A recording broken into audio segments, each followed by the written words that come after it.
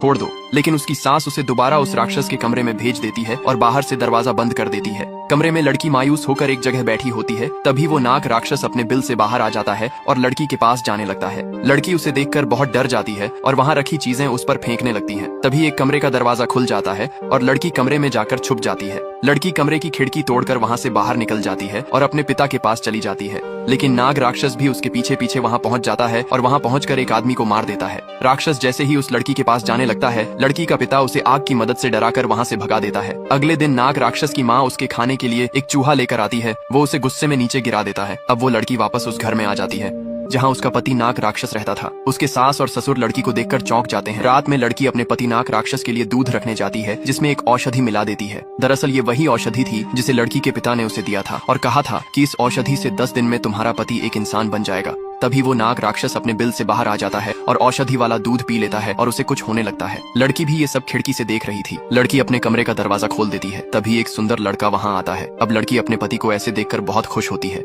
अगले दिन लड़की के सास ससुर लड़की से पूछते हैं, क्या तुम ठीक हो? लड़की कहती है, हाँ मैं ठीक हूँ। तभी उसकी सास उसे नाग राक्षस के लिए खाना ले जाने के लिए कहती है। लड़की खाना लेकर जैसे ही अपने पति के कमरे में जाती है, नाग राक्षस लड़की को पकड़ लेता है। तभी नाग राक्षस पर फिर से औषधि का असर होने लगता है और वही बेहोश हो जाता है। लड़की भागकर कमरे से बाहर आ जाती है। अब लड़की नाग राक्षस की केंचुली को जला देती है। तभी उसकी सास आकर पूछती है, तुम ये क्या कर रही हो? तभी लड़की बहाना बनाकर कहती है, मैं सिर्फ इस कचरे को जला रही हूँ। तभी उसकी सास की नजर उस दूध वाले बर्तन पर जाती है जिसमें लड़की ने औषधि मिलाई थी। लड़की अपनी सास से पहले उस बर्तन को उठा लेती है और कुछ बहाना बनाकर वहाँ से चली जाती है। लेकिन उसकी सास को लड़की पर शक हो जाता है। तभी हमें कुछ सालों पहले का सीन दिखाया जाता है जिसमें एक लड़की नदी किनारे पानी भर रही होती है। तभी एक नाग लड़की को देख रहा होता है और लड़की के शादी के दिन नाग वहाँ आ जाता है। लड़का जैसे ही नाग को मारने लगता है, तभी पंडित जी उसे रोक कर कहते हैं, नाग ने भी लड़की के साथ फेरे लिए है, इसलिए लड़की पर आधा अधिकार नाग का है। जब लड़की गर्भवती होती है तब वह नाग लड़की को काट लेता है, जिससे उनका लड़का एक नाग राक्षस बन जाता है। अगले दिन लड़की फिर औषधि मिला हुआ दूध नाग राक्षस को पिला देती है, जिससे वह एक सुंदर लड़के में बदल जाता है। तभी लड़की के सास और ससुर वहाँ आ जाते हैं और लड़का उन्हें देखकर वहाँ से भाग जाता है। अब लड़की के साथ क्या होगा?